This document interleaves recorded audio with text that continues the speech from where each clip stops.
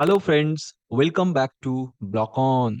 In June 2024, I had the privilege of delivering a talk on Sacral Plexus Anatomy and the proximal approaches of the sciatic nerve block as a part of the IDRA course. I am deeply grateful to the entire team APSA for giving me the opportunity to share this presentation with all of you. As this will be the final video of 2024, I want to take a moment to wish you all a very happy and healthy new year ahead. So, without any further delay, let's dive right in.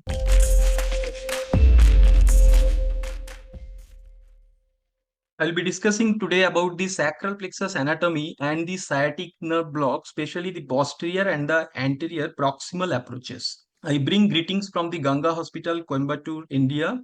Before I begin, let me declare that there is no conflict of interest and I have taken all the informed consent. We need to understand that the proximal sciatic block comes under the plan B, C, D, or in short, it's an advanced level of block. When the plan A blocks fails that time, or depending on the skills, comorbid conditions, or the depending on the surgical area, you need to choose this proximal sciatic nerve block. Sacral plexus is formed by the ventral primary rami of L4, L5, S1, S2, S3. In lumbar plexus, we discussed about the 2 plus, minus 1 plus 1 rule. So here we apply the 3 minus 1 plus 1 rule.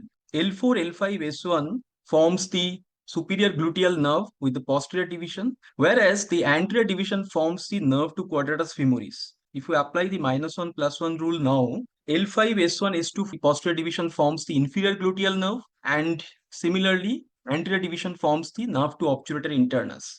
S1, S2, S3 forms the nerve to piriformis. And there are two exceptions to this. One is pudendal nerve that is formed by the S2, S3, S4 anterior division, and perforating cutaneous nerve. Root value is S2, S3. You can remember it just like LFCN. LFCN is L2, L3. Here it is S2, S3. Just replace the L with the S. Now the major branches. TBL is coming from the L4 to S3, all the anterior divisions, whereas the common peroneal is coming from L4, L5, S1 and S2, not the S3. Remember this. This is one of the reasons why we seek for the tibial component response. And the posterior cutaneous nerve of the thigh, S2 components give anterior as well as the posterior divisions. So S1, S2 anterior as well as posterior, and S3. So now, which is the most preferred evoked motor response for popliteal sciatic nerve block? Is it inversion, eversion, plantar flexion, or the dorsiflexion? At proximal level, any of the responses, hamstring contraction, dorsiflexion, plantar flexion, any of the responses are acceptable. But at the distally, for example, at the popliteal fossa level, we seek for the inversion, and then the acceptable response is plantar flexion. Why? One reason I already told you. Next, if you see the muscle causing for the inversion, that is the tibialis posterior and the tibialis anterior. Tibialis anterior is supplied by the common peroneal and the tibialis posterior is supplied by the tibial nerve. So if you are getting inversion response, that means your needle tip is between the two components. There is high chances of successful block and less chances of failure. If you look at the muscles responsible for the eversion, that is peroneus longus and the peroneus brevis, which are supplied by the superficial peroneal nerve from the common peroneal. So that is why we don't accept the eversion response, and we always look for the inversion and then the plantar flexion. So now, if we look at the anatomical variation, when the lumbosacral trunk is thicker than the S1, S2 component, that forms the prefixed plexus. And if the S1 component or the S2 component is thicker than the lumbosacral trunk, that forms the postfixed plexus. This is very important to understand the relation between the piriformis muscle and how the sciatic nerve is coming out after the plexus. Most majority of the cases, that is more than 87%, it is lying anterior and coming below the piriformis muscle. In the other cases, as you can see in this Beaton and Anson classification, they are either diverging since the origin and piercing the muscle, or above the muscle it is coming out. So here you can see the absence of the lumbosacral trunk, and the bilateral high sciatic divergence since the origin or just after the origin. The level of divergence can happen at many levels.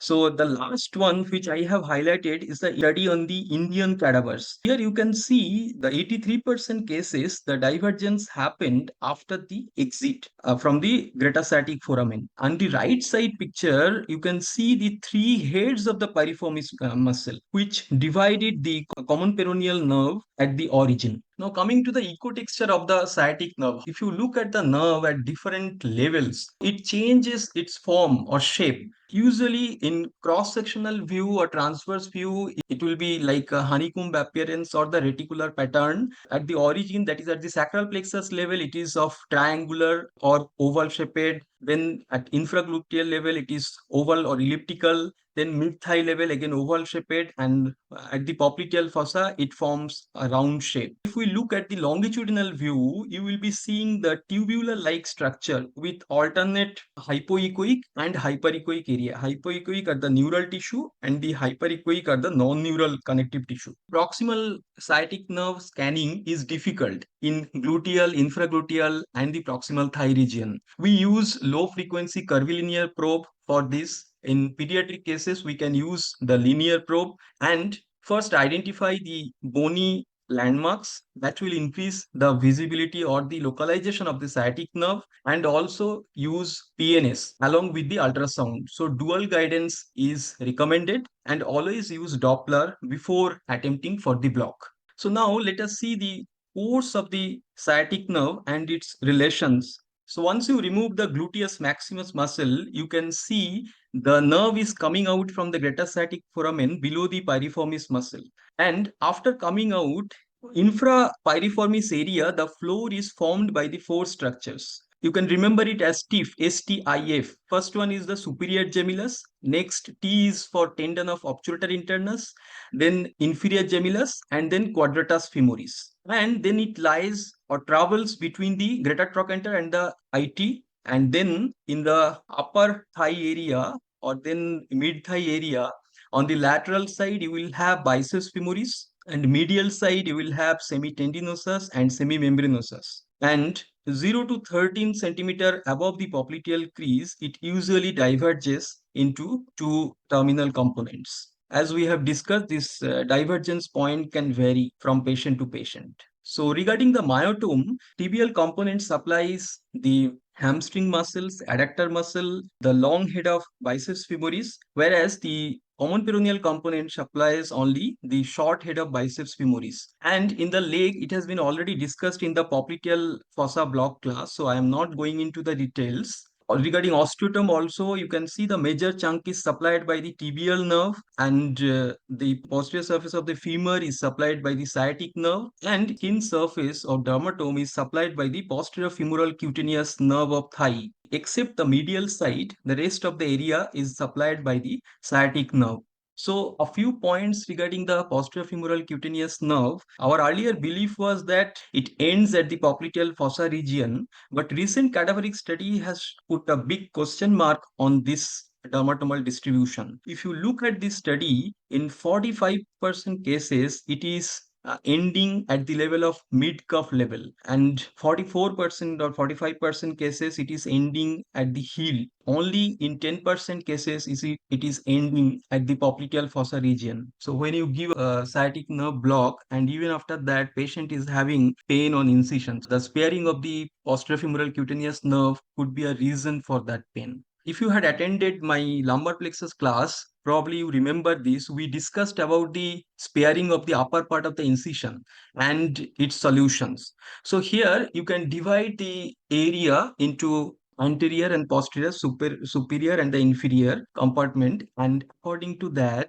we need to cover all these nerves, or you can give simple infiltration along the incision line to cover the upper part of the incision.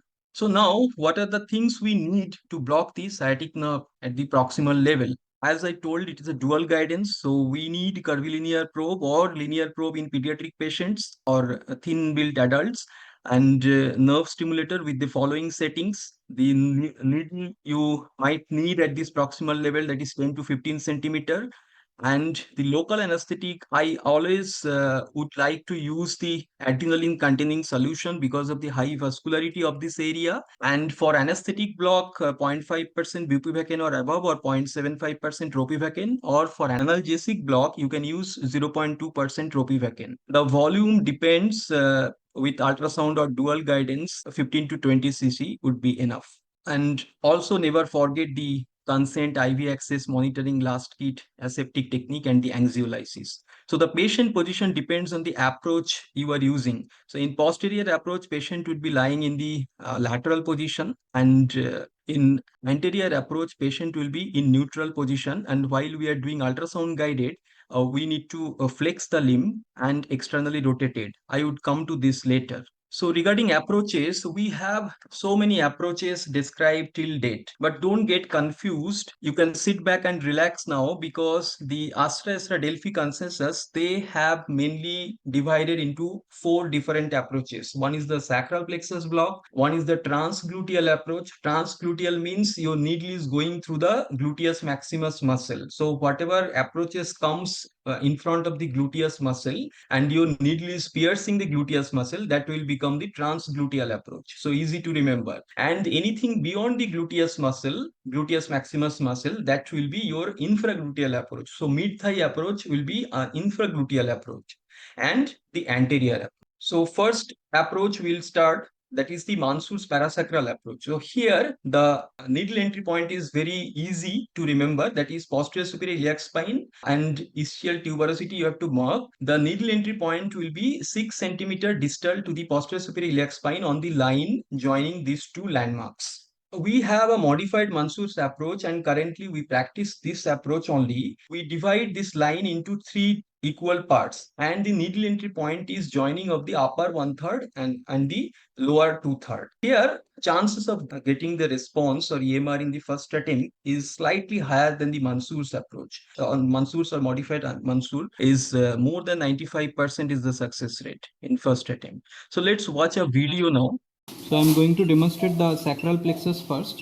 My point of needle entry will be the junction between upper 1/3 and lower 2/3 of the line joining posterior superior iliac spine and the ischial tuberosity. Okay, I have already given some local. So one more important safety feature is I keep it open to the air. Now I am going absolutely perpendicular to the skin. Increase it to 1.5. Just perpendicular to the skin. So I am going in. So this is the gluteus contraction. So I am in the right track. I will go inside. There we go. You can see the twitches, dorsiflexion mainly. Can you decrease the current now? Yes, decrease it slowly. Yes. Yes, it's still coming at 0.5, 0.4, decrease it up to 0.2. Okay, 0.2. Is it coming? No, it is not coming. So I am not my needle is not intraneural. Decrease it up to 0.4. Yes, we can see the dorsiflexion. Yes, at this level dorsiflexion is also accepted response. So I will go for the injection. So it's still coming. On aspiration it is negative. So the moment I will inject 1 cc of local anesthetic, there will be no contraction anymore. So that is positive Raj sign. Show there.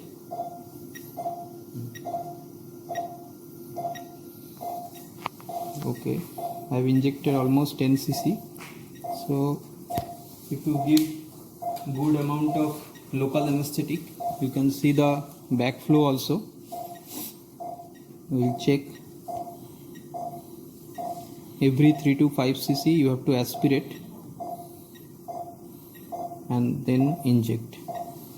So the gluteal contraction can act as a gateway to sacral plexus. As you have seen, after getting the gluteal contraction, within few millimeters, I could elicit the sciatic nerve response or the dorsiflexion in this case. You will get it tibial component response also in some cases. As you can see here, the distance is very minimal. This is the inferior gluteal nerve and this is the sciatic nerve. So that is why this, if you are getting inferior gluteal nerve stimulation, then that is a good sign for you. So earlier it was considered that if you hit the bone, then don't go ahead beyond 2 centimeter.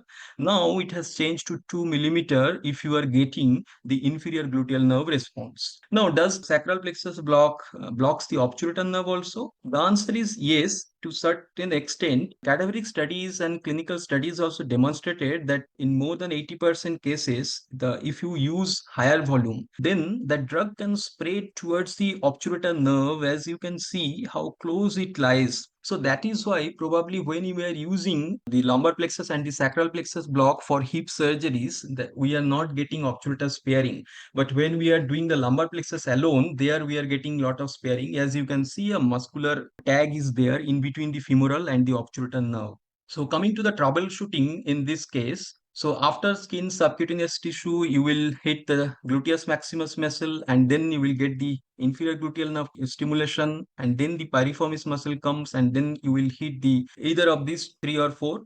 If you are getting obturator nerve response, then that means your needle is too medial. You have to withdraw and redirect it slightly laterally. And same thing with the pudendal nerve also. You are too caudal and you have to come out and redirect accordingly. And if you are hitting the bone, the earlier it was 2.5 as I told. But if you are usually, if you get the inferior gluteal nerve response, you will surely within 1 to 2 millimeters. I'm telling you from my practical experience also. So regarding the ultrasound guided approaches, 4 approaches mainly we will discuss. Bernstein's approach, we need to keep the probe on the medial half of the line joining the greater trochanter and the posterior superior iliac spine. So when you first place the probe, you will see a straight line, that is the ala of the ilium and pulsatile superior gluteal artery. Now, if you do a parasacral parallel shift, that is caudal and medial shifting of the probe, so you will get a gap in between two. That is on medial side, you will get the sacrum or the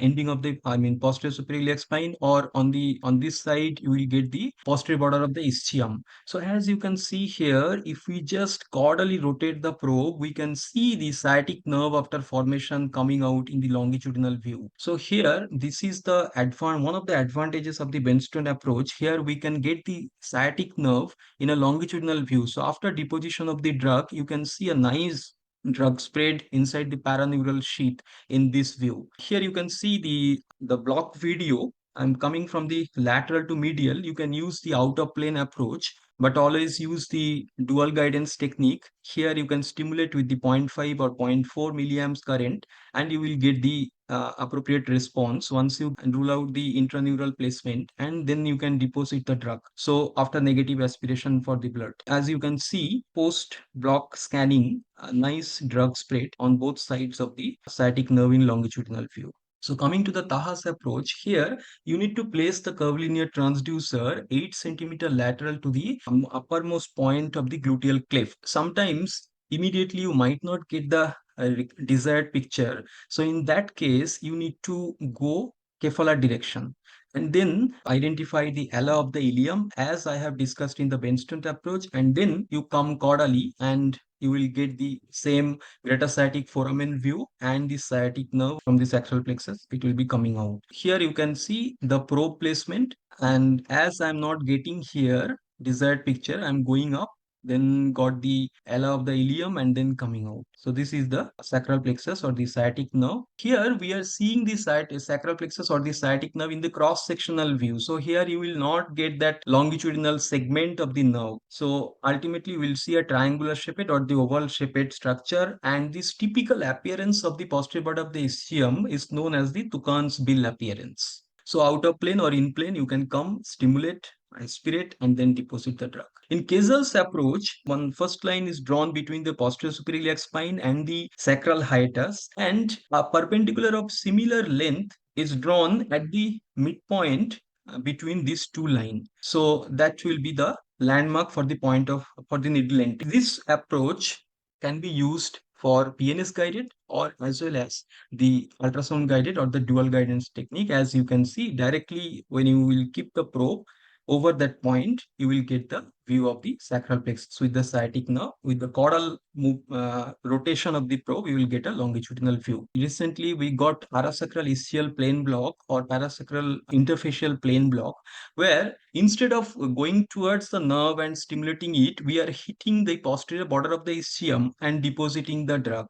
So ultimately, that drug will reach and block the sciatic nerve. So this probably will decrease the nerve injury, and it will act as an indirect approach to sciatic nerve or the sacral plexus block. So for a quick recap, you can take a picture of this. This is the final probe position for these four different approaches. Left three approaches are the direct approach to the sacral plexus block, and the right one is the indirect approach. So coming to the proximal sciatic nerve block, we can divide it into posterior, lateral, and the anterior approach. Please remember the approaches are from which side you are entering, your needle is entering. It is not according to the patient position. So posterior approach means your needle will come from posterior to anterior. Lateral approach means needle will come from lateral to medial. And anterior approach is from anterior to posterior. So today we will not discuss the lateral approach. If you want to watch the video on this, I have already made. You can scan this barcode and watch later. So the posterior approach consists of Labart's classical Winnie's modification of Labart's, the subgluteal GTIT or the Raj technique, and the Franco's approach. Whereas the anterior consists of the Beck's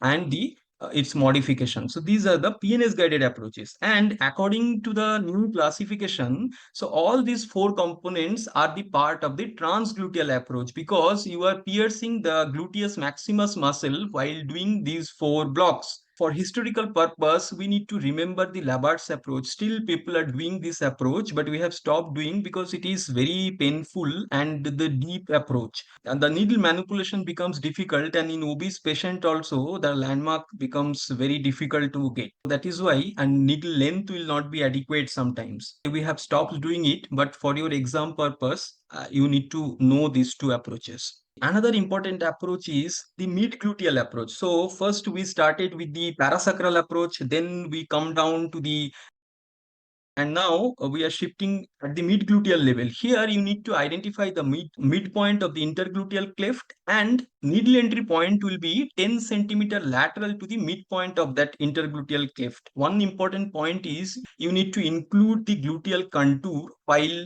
measuring this 10 centimeter. This is a very, very helpful approach in obese patient. I have used a couple of times. You will get the contractions within 5 to 8 centimeter here at the 10 centimeter laterally. So now coming to the next one, that is the subgluteal approach. We need to understand the anatomy of the subgluteal space first. It is the anatomical space between the perimysium of the gluteus maximus and the perimysium of the quadratus femoris. On the medial side, it will be ischial tuberosity with the origin of the biceps semitendinosus and semimembranosus, and on the lateral side, it will be the femur or the greater trochanter of the femur. And the contents include the sciatic nerve, posterior cutaneous nerve of thigh, then nerve to long head and short head of biceps femoris, inferior gluteal nerve and vessels, the ascending branch of the circumflex femoral artery, and the vasa vasorum of the sciatic nerve. Here, the main advantage is even in obese patient, the landmarks are easily palpable and it is relatively superficial among the approaches I have described so far. And it can be done in prone position, in lateral position, as well as in supine position. When we are doing it in supine position, somebody has to hold a leg, or you need some support, some stool or something to keep the leg steady, because during insertion of the needle or at the time of eliciting the EMR, that time you might lose the response. This is also known as the Raj supine approach or the lithotomy approach. Regarding the sonoanatomy, you will get the Henicomb elliptical or oval shaped sciatic nerve just below the gluteus maximus muscle, and you can come the outer plane technique or in plane from lateral to medial. Medial to lateral we avoid because that is the vascular side.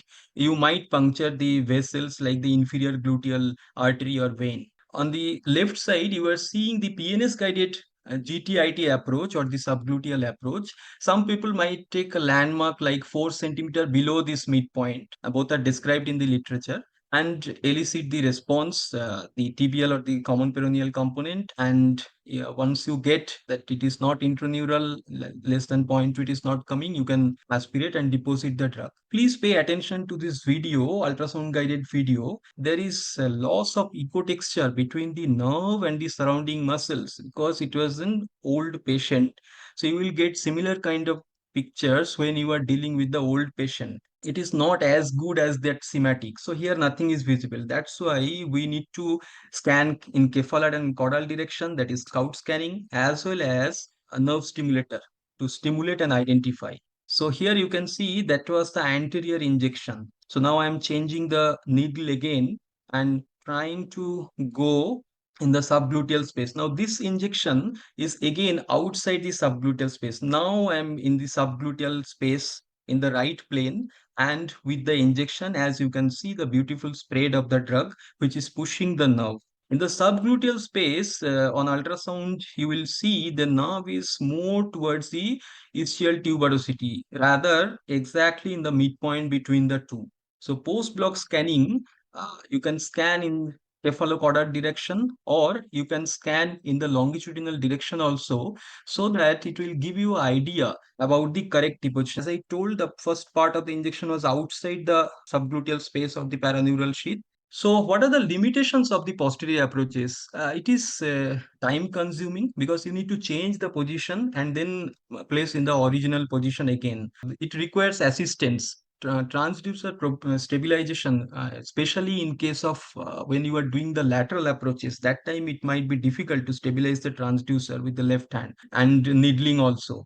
The image optimization, because of the same reason, there might be airway compromise when you are using sedation, especially deep sedation. And in special situations where you cannot change the position, like spine injury patient, morbidly obese patients, hemodynamic instability, pregnant ladies, and the patients on mechanical ventilation, here we can go for the anterior approaches. Now, in anterior approach, the PNS guided approach, we have Beck's approach. We join the anterior superior iliac spine and the pubic tubercle, that is the inguinal ligament, and we divide it into three parts. And then we draw another line parallel to this first line from the GT. When you draw a perpendicular from this medial third, intersecting area will be the needle entry point for Beck's approach. The problem with the Beck's approach is it is very close to the neurovascular bundle. It is a very deep approach.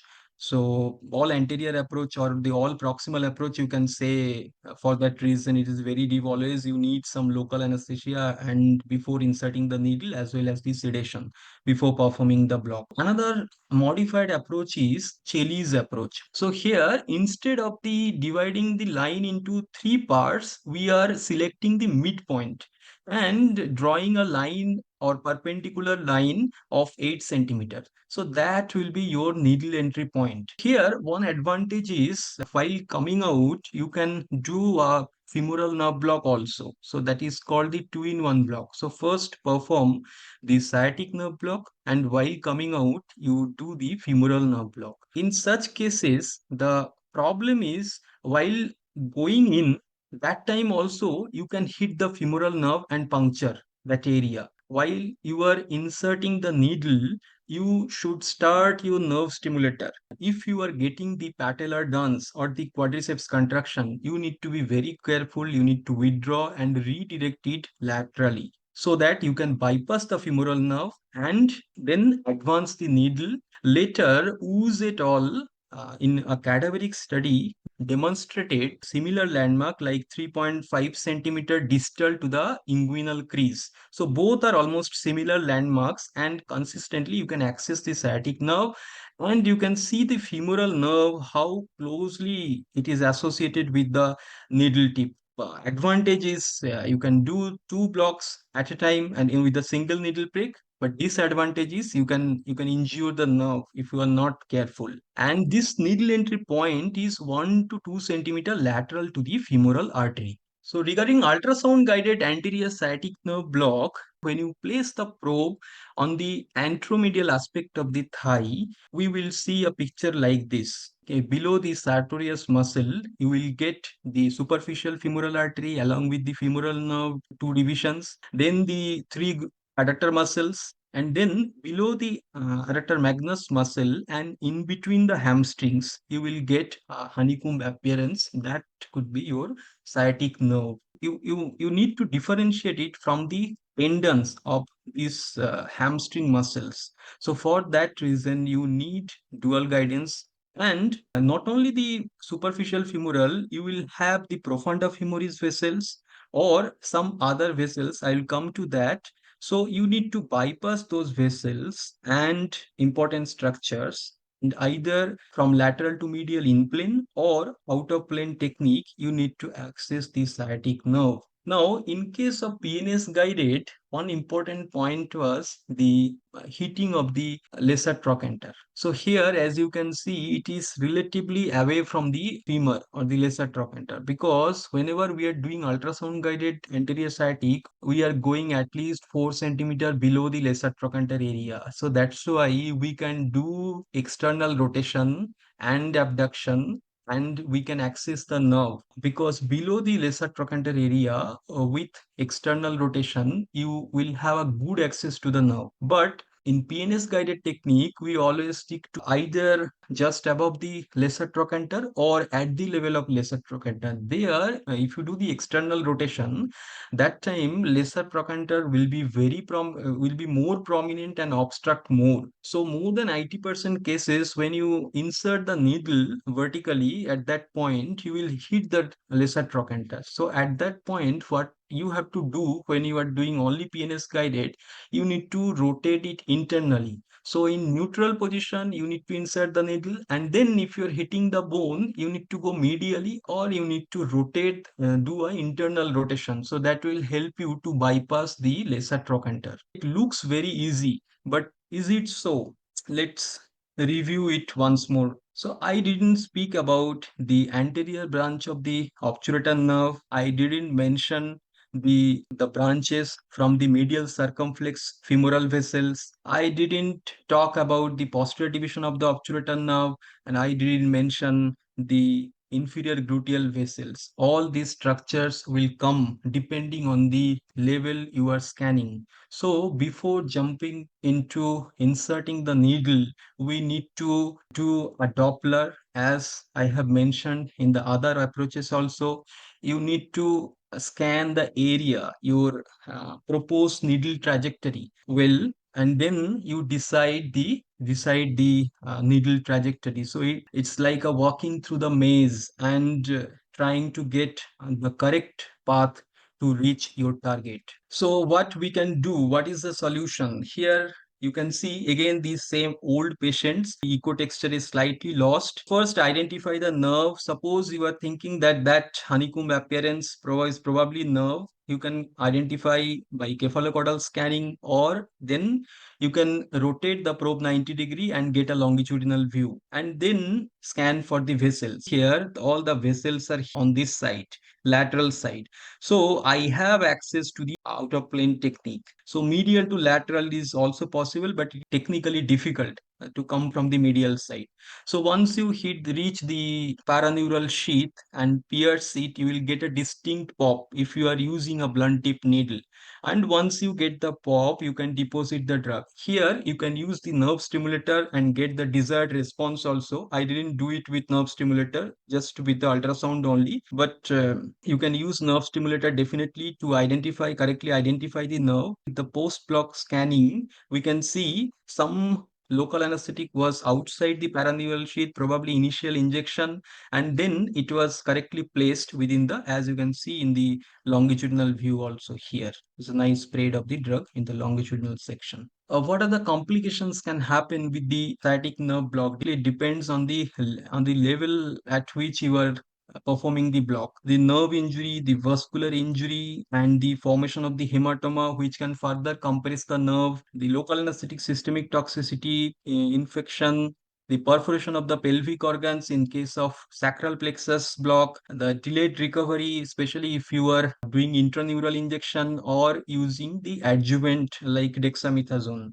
the pressure sore of the heel due to insensate foot, and the delayed detection of the compartment syndrome if you are using higher concentration, larger volume, and the adjuvant. So to conclude, don't forget to check response less than or equal to zero point 0.2 milliamps, the color Doppler, and the dermatomal sparing. Respect the paraneural sheath always. We always do the subparaneural injection. It is an advanced level block with a shallow learning curve. So have patience. Scan as much as possible. Scanning is of utmost importance. It's a deeper block, painful. Use IV analgesics or sedation or anxiolytic. Vascular presence at the target area or around the needle trajectory, as I have shown already. You need to follow the ASTRA or ISTRA guidelines, and accordingly, you need to decide on a case by case basis whether to perform this block at proximal level or not. If patient is on anticoagulant or you are going to use the anticoagulants, so then better to go for the distal approaches like popliteal sciatic block. And as I have already mentioned that I prefer to use adrenaline containing solution to detect early vascular injection. The sacral plexus block, especially when you perform bilaterally, can be associated with the retention of the urine due to blockade of the pudendal nerve and the hypogastric plexus.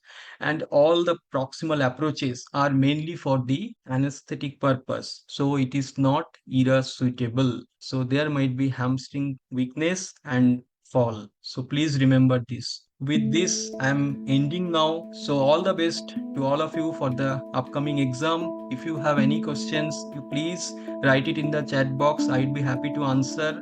And thank you. Thank you, Dr. I just like to thanks Dr. Tuhin. Dr. Tuhin, it was a very comprehensive presentation of yours.